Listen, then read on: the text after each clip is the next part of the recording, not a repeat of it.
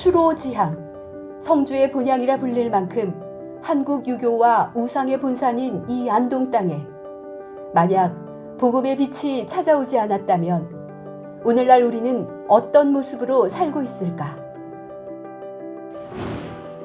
여기 빛바랜 사진 한 장을 보자.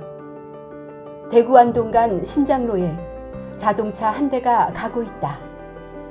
일제는 전쟁과 수탈을 목적으로 이 길을 닦았고 하나님은 이 길을 복음의 통로로 사용하셨다. 이 길이 생기기 전 안동은 다가가기 쉽지 않은 곳이었다. 맨 처음 안동에 기독교를 전했던 베어드 선교사가 1893년에 이를 몸소 체험했다.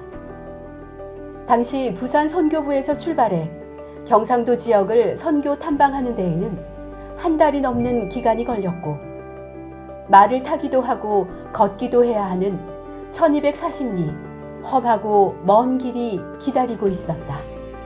베어드 선교사의 노력으로 1893년 대구 제1교회가 설립되었고 1895년에는 대구의 선교 지부가 개설되었다. 그리고 그의 처남인 아담스 선교사가 후임으로 대구에 오면서 본격적인 경북 북부 선교가 시작되었다. 그 첫 열매로 1900년에 의성 비봉교회, 1902년에 일찍 국곡교회가 세워졌다. 이후 안동의 초기 기독교는 빠르게 성장하여 1908년에 교인 수가 약 1000명에 이르게 되자 안동에 선교 지부가 설치되었다. 1909년 8월에는 안동 시가지에도 교회가 설립됐는데 바로 오늘의 안동교회다. 그 후 20년 동안 안동의 기독교가 양적, 질적으로 급성장하게 되자 안동 선교부는 안동읍을 중앙과 동서 3개 지역으로 분할해 교회를 분립하기에 이르렀다. 오늘로부터 90년 전인 1932년 2월 첫 주에 당시 법상동 교회에서 110여 명의 교인들이 분립되어 나와 시가지 동쪽에 신세교회를 설립했던 것이 본 교회의 첫걸음이었다. 신세교회 초대 당회장은 이원영 목사였으며 그는 청년 시절에 예안 만세운동을 주도하다 서대문 형무소에 수감되어 옥중에서 이상동 장로로부터 전도를 받아 예수를 믿게 된 분이다. 그런데 이 두 사람은 나중에 신세교회 설립의 중추적인 역할을 감당하는 설립 당회원으로 그 인연을 이어갔다. 이는 하나님의 오묘한 섭리로서 안동의 초기 선교 역사에서 유명한 일화로 전해지고 있다. 그 후 신세교회는 장사성, 권태희, 강신축 목사로 이어지면서 착실하게 성장해 오다가 일제의 기독교 말살 정책에 의해 설립 10년 만인 1942년에 다시 법상동 교회로 강제 통폐합되고 말았다. 1945년 8.15 광복과 함께 일제 때 문을 닫았던 교회들의 재건 운동이 일어났다. 1946년 1월 첫 주일에 안동교회로부터 다시 50여 명의 교인들이 분립되어 나와 영남산 기슭 일제 신사터에 동부교회라는 이름으로 재설립하였다. 당시 일제망령이 되살아날 듯한 신사터에 교회를 설립했던 것은 민족적 자존과 신앙의 승리를 드러내고자 하는 우리 선조들의 깊은 속내가 있었던 것이다. 6.25 전쟁 때는 폭격으로 인해 안동 시가지 대부분이 파괴되어 교회들도 큰 피해를 입었다.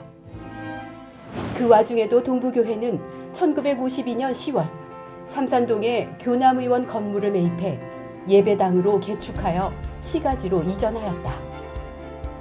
여기에는 선교부의 지원과 미국 교회 성도들의 도움이 컸다. 이후 40년간 예배당을 증개축하면서 동부교회 삼산동 시대를 꽃피웠다. 신생교회나 다름없던 동부교회가 이 기간에 노회의 지도적 교회로 성장한 것은 제5대 당회장 김진호 목사의 목회 지도력에 힘입은 바 컸다. 그 아들인 김상한 목사로 이어지면서 많은 발전을 거듭하던 중 1981년 6월 교회 내분으로 중부교회가 분립하여 나간 것은 동부교회 역사에서 아직도 아픈 기억으로 남아있다. 1983년 5월 제9대 김재화 목사가 부임하면서 추진력 있고 성실한 목회에 힘입어 교회가 조기에 안정되고 나날이 성장하던 중 성전 신축의 필요성이 제기되었다. 전 교인이 40일 합심 기도 끝에 낙동강변 현 위치로 예배당을 신축 이전하기로 결정하고 3년의 공기를 거쳐 교회 창립 60주년인 1992년 2월에 입당의 감격을 누렸다. 이는 90년 동부교회사에서 몇 손가락 안에 꼽힐 만한 대역사로 평가받고 있다. 이후 동부교회는 아름다운 새 예배당을 무대로 선교원과 장수대학, 젊은 주부를 위한 어머니 아카데미를 열어 안동 지역에 누구보다 먼저 사회 선교의 바람을 일으켰다. 1999년 9월 세기가 교차하는 불안과 기대 속에서 동부교회도 젊은 목회 지도력으로 바뀌었고 차츰 지역의 울타리를 넘어 세계 선교에 눈을 돌리기 시작했다. 창립 70주년인 2002년 중국 동문 지역 선교를 시작으로 동남아로 지경을 넓혀갔다. 2011년에는 캄보디아 헤브론 병원에 첫 의료 선교사를 파송하였고 창립 80주년인 2012년에는 베트남의 신반석 선교사 가족을 단독 파송하였다. 또한 잠비아 룽가 지역에 우물과 학교를 지어주고 100명의 어린이들을 후원해주는 일을 2017년까지 마무리해 선교의 빚진 교회로서 아프리카 검은 대륙에 복음과 사랑을 나누었다. 2017년은 종교개혁 500주년이 되는 해로 우리 동부교회에도 큰 변혁의 바람이 일었다. 목회 지도력이 교체되고 교회 개혁의 전기를 마련하였으나 그 과정에서 지체의 일부가 찢겨나가는 아픔도 맛보았다. 2018년 6월 진영식 목사가 제11대 담임으로 부임하여 회복과 생명의 목회를 펼치면서 예배의 감격과 기도의 뜨거움을 되찾게 되고 점차 분란의 상처가 아물면서 공동체는 빠르게 회복되기 시작했다. 그러나 2020년 새해 벽두부터 불어닥친 코로나 팬데믹으로 인해 모든 일상이 멈춰섰고 교회도 대면 예배가 중단되는 초유의 사태를 맞게 되었다. 온라인 예배라는 낯선 환경과 성도들 간의 교제가 끊어진 가운데 교회마다 공동체 신앙이 흔들리고 다음 세대를 향한 신앙 전수의 위기감을 느끼게 되었다.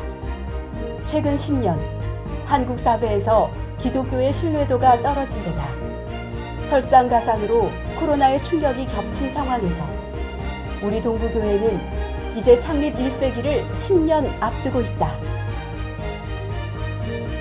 어쩌면 앞으로 10년은 교회의 부흥과 교회 존립을 같이 염려해야 할 시간이 될지도 모른다. 그런데 하나님께서는 오직 복음으로 새로워지고 복음으로 지역을 이롭게 하라는 말씀 외에는 다른 길을 보여주지 않으신다. 창립 주일 아침에 우리는 자신에게 물어보자. 선조로부터 물려받은 믿음의 등불이 아직도 우리 가슴에 활활 타고 있는가? 그리고 이 불꽃을 다음 세대에 온전히 물려주기 위해 우리는 어떤 노력을 하고 있는가를. 사랑하는 동부 가족 여러분, 2022년 새해가 밝았습니다. 하지만 우리는 여전히 팬데믹의 벽 속에 갇혀 헤어나오지 못하고 있습니다. 참으로 안타까운 현실이 아닐 수 없습니다. 도종환 시인의 담쟁이라는 시에 이런 식구가 있습니다. 사람들이 그것은 넘을 수 없는 벽이라고 말할 때 수천 개의 잎을 이끌고 담쟁이들은 그 벽을 넘는다. 이런 식구가 있습니다. 참 의미 있는 식구라고 생각합니다. 이런 비유는 원래 교회 표어로 정한 성경 아가서에서도 찾아볼 수 있습니다. 솔로몬 왕이 바위 틈 낭떠러지 은밀한 곳, 이 바위 틈 낭떠러지 은밀한 곳이라는 말은 위기와 절망 가운데 있다는 말입니다. 위기와 절망 가운데 있는 사랑하는 술람미 여인에게 나의 사랑 내 어여쁜 자야 일어나서 함께 가자고 권면합니다. 이제 우리 동부 공동체는 오늘 교회 창립 90주년을 맞이했습니다. 90주년은 짧은 세월이 아닙니다. 오랜 역사를 자랑하는 긴 시간입니다. 그러나 여러분, 우리가 90년 역사의 전통과 연수만을 자랑해서는 안 될 것입니다. 오히려 90세 노인이 빠지기 쉬운 무기력과 완고함을 떨쳐버리고 다시 30년 젊었던 시절, 역동적으로 움직였던 그 시절로 돌아가야 할 것입니다.